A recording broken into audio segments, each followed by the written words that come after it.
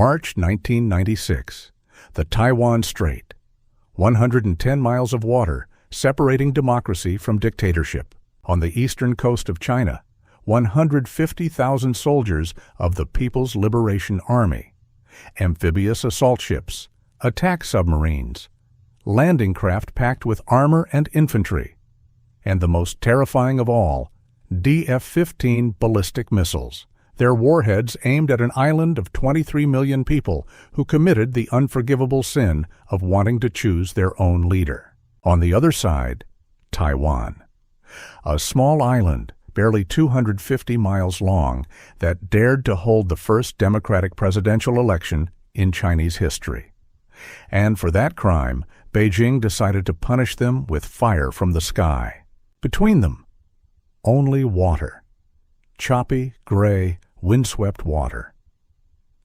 And 2 American aircraft carriers, their nuclear reactors pushing them at maximum speed, racing to stop what could have become the beginning of World War III. This is the story of how democracy nearly died under a missile barrage, how one man dared to challenge the largest army on Earth with nothing but words and votes, and how American sailors became the last line of defense between peace and catastrophe. This is the third Taiwan Strait Crisis, and this is the story China wants you to forget. June 9, 1995, Cornell University, Ithaca, New York. 3,000 people packed into Newman Arena to hear a speech that would reshape Asian geopolitics for decades to come. Outside, roughly 300 students rally under the flags of both the People's Republic of China and Taiwan. Some support the visitor, others protest his very presence on American soil. Inside, the atmosphere is electric. A 72-year-old man in a gray suit walks onto the stage. His movements are measured, deliberate, the walk of a man who knows the weight of what he's about to say. His name is Lee Teng-hui. He is the president of Taiwan, and he is about to speak words that will enrage the most populous nation on earth. Lee looks out at the audience, his fellow Cornell alumni, their families, journalists from around the world, television cameras broadcasting to every corner of Asia. He takes a breath. It is a great honor for me to be invited to deliver this lecture at my alma mater. He begins in fluent English, a language he mastered right here at Cornell when he earned his Ph.D. in agricultural economics in 1968.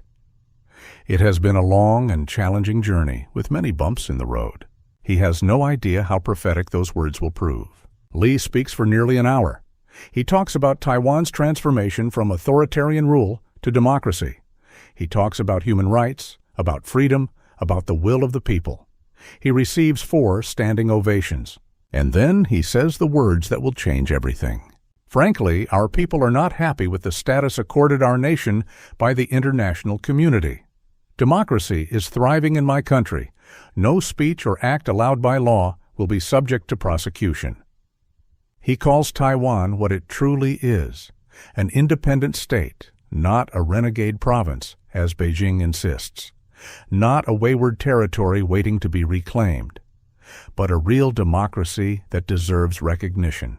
In Beijing, the communist leadership watches the broadcast with growing fury. The very next day, the state-run Xinhua news agency publishes a warning that reads like a threat. The issue of Taiwan is as explosive as a barrel of gunpowder. It is extremely dangerous to warm it up, no matter whether the warming is done by the United States or by Lee Teng-hui. This wanton wound inflicted upon China will help the Chinese people more clearly realize what kind of a country the United States is. But Lee Teng-hui isn't just warming the powder keg, he's preparing to light a match. He's planning to hold the first direct democratic presidential election in Chinese history, in March 1996. An election in which he himself is running. For the Chinese Communist Party, this is existential terror. If Taiwan proves that democracy is possible for Chinese people, that Chinese culture and democratic governance are compatible, what's to stop 1.2 billion mainland Chinese from wanting the same thing? The answer is nothing, and Beijing knows it. So China's leaders make a decision that will bring the world to the brink of war, If democracy cannot be stopped with words, it will be stopped with missiles. July 21st, 1995, 1 a.m. local time, deep night over the Taiwan Strait. The mountains of Fujian province are dark and silent, but deep within them, launch platforms are coming alive. Hydraulic systems whine as missile tubes rise toward the sky. Soldiers of the 2nd Artillery Corps, China's elite strategic missile force, work through the pre-launch checklist. Tonight they will fire something the world has never seen, a massive ballistic missile strike as an instrument of political intimidation. At exactly 1 a.m., the first DF-15 missile roars to life. A pillar of flame erupts from its solid fuel engine. The 9-meter missile, weighing 6,200 kilograms, rises into the night sky. Behind it, a trail of fire and smoke visible for miles. Within seconds, a second missile follows, then a third. These missiles are the pride of China's military-industrial complex. 9 meters tall, 6,200 kilograms. Solid fuel engine, range of 600 kilometers, enough to reach any point on Taiwan in less than 7 minutes. Over 3 consecutive nights, July 21st, 22nd, and 23rd, China launches 6 ballistic missiles. They arc high into the night sky, reach the edge of space, then plunge back down at hypersonic speeds. They splash into the ocean just 53 miles north of Taiwan's northern coast.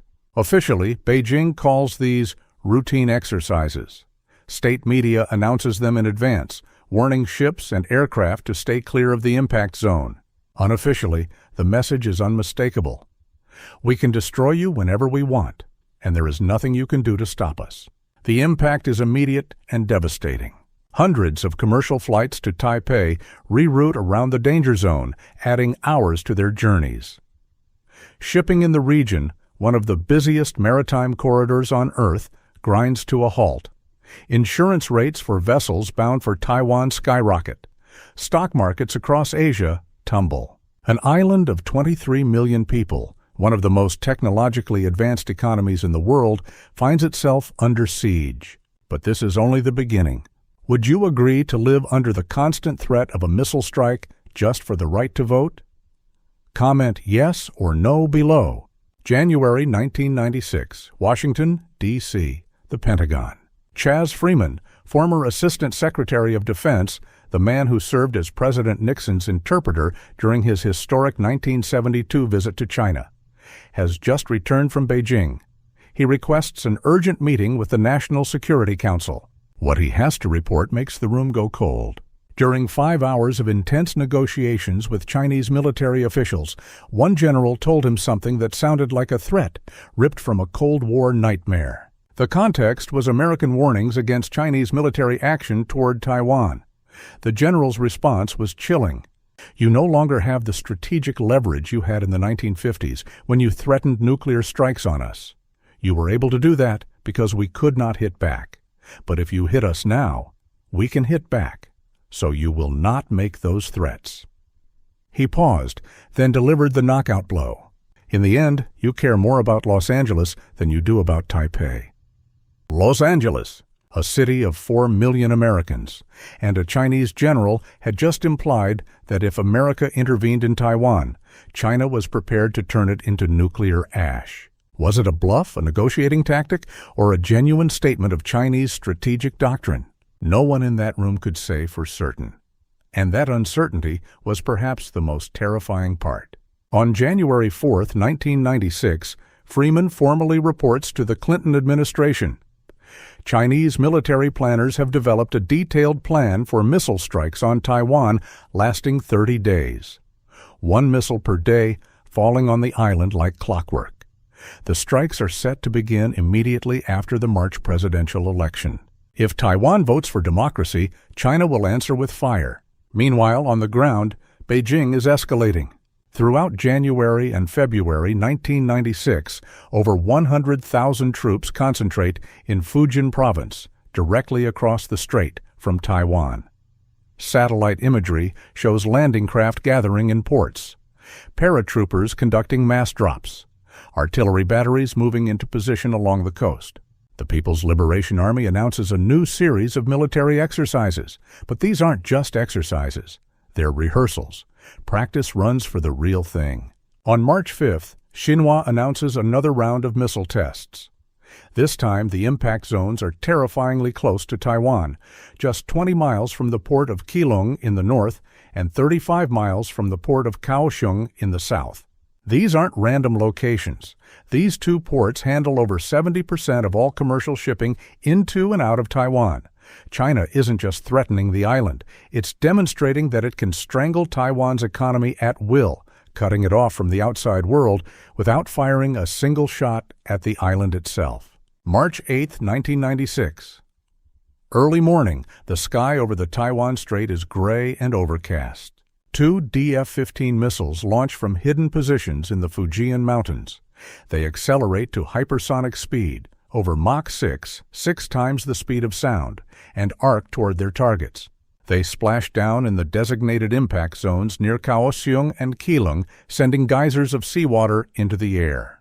But one of the missiles does something that has never happened before. According to the Washington Post, its trajectory carries it almost directly over Taipei, the capital city of Taiwan, home to 2.7 million people, the seat of the government, the heart of Taiwanese democracy.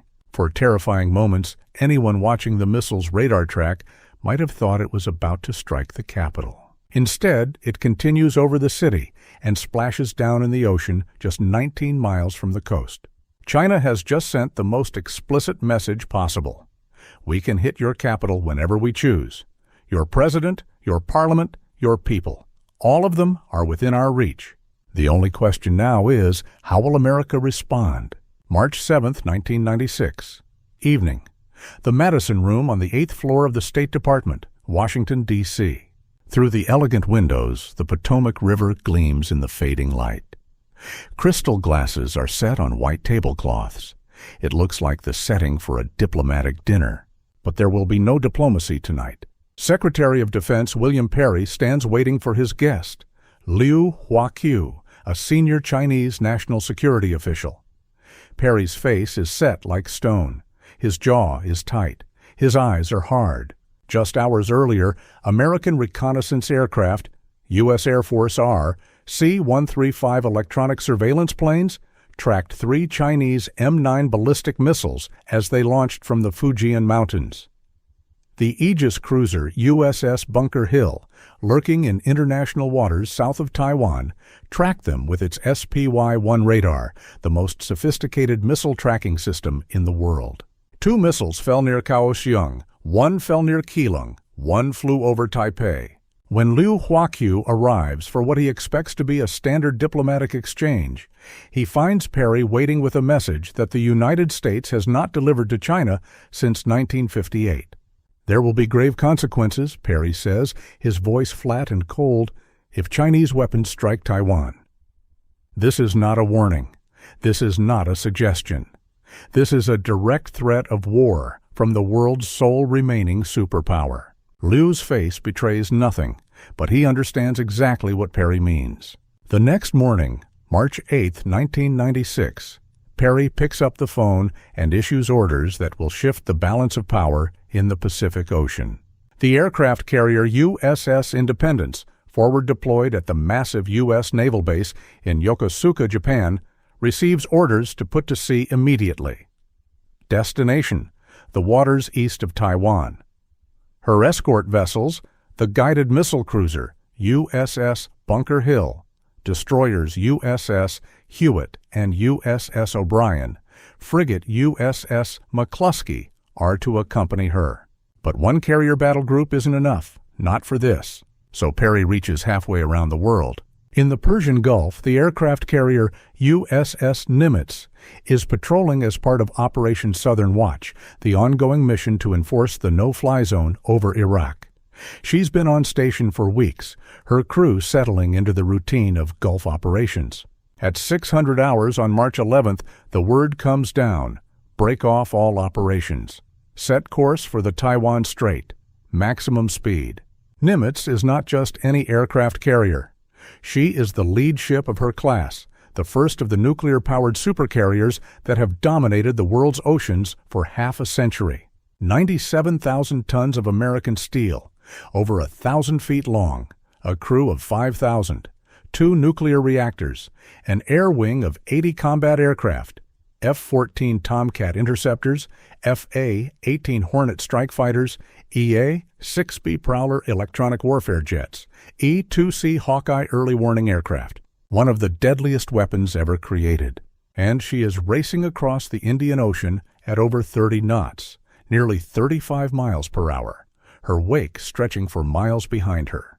With Nimitz sails her battle group, the Aegis cruiser USS Port Royal, destroyers USS Oldendorf and USS Callahan, loaded with Tomahawk cruise missiles, frigate USS Ford, and the nuclear attack submarine USS Portsmouth. 2 carrier strike groups, 2 of the most powerful naval formations in human history.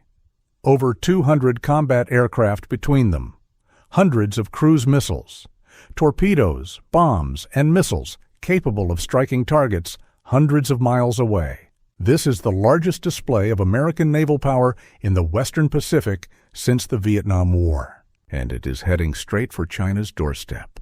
This is what true heroism looks like, standing between an aggressor and innocent people. Hit like if you agree. March 10, 1996, the Philippine Sea, east of Taiwan. The aircraft carrier Independence has arrived on station. Her flight deck is a controlled chaos of activity. Aircraft being moved, weapons being loaded, crews running through pre-flight checks. In the Combat Information Center deep within the ship's hull, radar operators stare at their screens. Every aircraft, every ship, every possible threat is being tracked. The tension is thick enough to cut. 50 miles to the south, the cruiser Bunker Hill has taken up a solitary position. She has detached from the carrier group for a special mission, to track Chinese missile launches in real time using her SPY-1 Aegis radar. This is the most advanced missile tracking system in the world. It can track hundreds of objects at ranges over 200 miles. It can detect a ballistic missile launch within seconds. And on March 10th, that's exactly what it does. The radar operators see it first, 3 bright tracks rising from the Chinese mainland. DF-15 missiles, CSS-6 in NATO terminology. They're climbing fast, accelerating toward the edge of space. Within seconds, the data is flowing. Launch point coordinates, trajectory, estimated impact zone, speed, over Mach 6. Time to impact, less than 7 minutes. The information is transmitted instantly to Fleet Headquarters, to the Pentagon, to the White House, and crucially, to Taiwan. For the first time, the Taiwanese military has real-time tracking data on incoming Chinese missiles. They know exactly when the missiles launched, exactly where they're heading, exactly when they'll arrive. It's a subtle but powerful message. You're not alone. America is watching. On March 11th, Nimitz and her battle group finally arrive in the South China Sea, completing their emergency sprint from the Persian Gulf. In just over a week, they've crossed half the planet. Now both carrier groups are in position. China responds with escalation. Beijing announces new exercises. Strait 961, the largest military maneuvers in the Taiwan Strait in decades. 150,000 troops will participate. Naval vessels, aircraft, submarines. Everything the People's Liberation Army can muster. Between March 18th and 25th, the PLA conducts what can only be described as a dress rehearsal for invasion.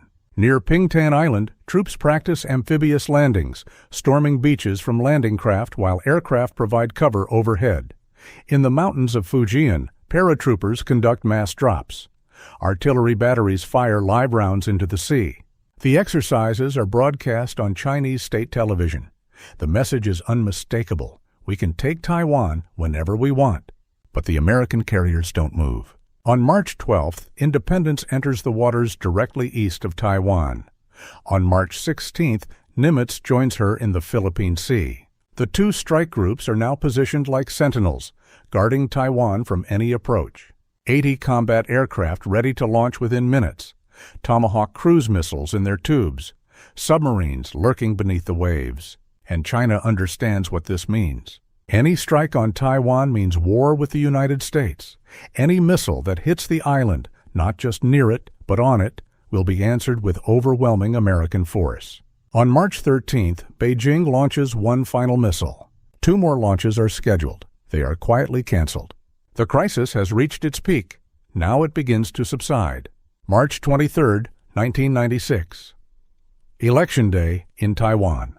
The morning dawns gray and cool. There are still 150,000 Chinese troops massed on the mainland coast. There are still missiles aimed at the island. Just days ago, ballistic weapons were splashing into the sea within sight of Taiwan's major cities. And yet, 23 million Taiwanese wake up and go to the polls. They form orderly lines outside voting stations. They show their identification. They step into the booths. They mark their ballots. And they choose their president, directly, democratically, for the first time in the 5,000-year history of Chinese civilization. Think about that for a moment. 5,000 years. Emperors and warlords, dynasties and revolutions, civil wars and foreign occupations. And never once in all that time did the Chinese people choose their own leader by free vote. Until today. Li Tenghui, the man whose Cornell speech started this crisis, whose defiance brought Chinese missiles raining from the sky, wins with 54% of the vote. The irony is almost too perfect. Before the missile crisis, polling showed Li with about 49% support, a plurality, but not a majority. He would have won, but narrowly. After China launched its missiles, his support surged to 54%. The crisis boosted him by 5 percentage points. Beijing's attempt to intimidate Taiwan into submission had the exact opposite effect. Instead of cowering, the Taiwanese rallied around their leader. Instead of abandoning democracy, they embraced it more fiercely than ever. The Taiwanese had sent the world a message that would echo across decades. We will not be bullied. We will not be threatened. We will not surrender our freedom because missiles fall from the sky. When the aircraft carriers Independence and Nimitz finally departed the waters near Taiwan, there were no victory celebrations, because everyone understood this wasn't the end of the story. This was just a pause, a ceasefire in a war that had never officially begun and might never officially end. The People's Liberation Army had been humiliated. 2 American aircraft carriers had sailed to within 60 miles of the Chinese coast, and China couldn't do a single thing about it. Their submarines couldn't threaten them. Their aircraft couldn't reach them. Their missiles, for all their terror, couldn't touch them. In the halls of power in Beijing, this humiliation burned like acid, and it became fuel for the largest military modernization program in modern history. In December 1996, Premier Li Peng flew to Moscow. He returned with contracts for Sovremeny-class destroyers, Russian warships designed to hunt American carriers. Then came Kilo-class submarines, so quiet they earned the nickname Black Holes. Then Su-30 fighter jets. Year after year, the buildup continued. The People's Liberation Army Navy began its transformation from a coastal defense force into a true blue water fleet. And above all, missiles, thousands of missiles. Today, nearly 30 years after those American carriers held their vigil off Taiwan, the world has changed beyond recognition. In 1996, the United States could park an aircraft carrier 100 miles from the Chinese coast without a second thought. The carrier was untouchable. There was simply nothing China could do to threaten it. Today, that same carrier would be sailing into a death trap. China now deploys the DF-21D, nicknamed the Carrier Killer, a ballistic missile specifically designed to destroy aircraft carriers at sea. It can strike targets over 1,000 miles away. China now has the DF-17, a hypersonic glide vehicle that can maneuver at Mach 10, making it nearly impossible to intercept. China now has the world's largest navy by number of ships, over 340 vessels, 3 aircraft carriers, more than 50 modern destroyers, the largest submarine fleet on the planet. In 1996, China launched 10 missiles during the crisis, and the world was shocked. Today, according to Pentagon estimates, China could launch over 1,000 missiles in the first hours of a conflict. The balance of power has shifted, and it keeps shifting day by day, year by year. The third Taiwan Strait Crisis showed how fragile peace in Asia truly is, how quickly crisis can escalate, how miscalculation can drag nations toward war. It triggered an arms race that continues to this day. But it also showed something that matters. It showed that democracy can be defended, that a small island with nothing but determination and the support of friends can stand against the largest army on earth, that there are things in this world worth protecting. The sailors of USS Independence and USS Nimitz, over 10,000 Americans, risked their lives so that 23 million Taiwanese could cast their ballots in peace. They didn't fire a single shot. They didn't drop a single bomb. They didn't kill a single enemy. They simply showed up. They stood between dictatorship and democracy. They drew a line in the water and said, "This far and no further." And that was enough. In 2027, according to American military analysts, China may finally have enough military power to successfully invade Taiwan. Will anyone stand between them then? That's a question history hasn't answered yet. But one thing we know for certain. In March 1996, when ballistic missiles fell from the sky and the world held its breath, when a nuclear-armed dictatorship tried to strangle democracy in its cradle, American sailors made their choice. They steamed toward the danger, not away from it. They chose the side of democracy. And because of them, 23 million people got to vote. These sailors changed history. Share this video so their courage is never forgotten. Subscribe to Untold War Stories Official to discover more forgotten heroes who stood in the breach.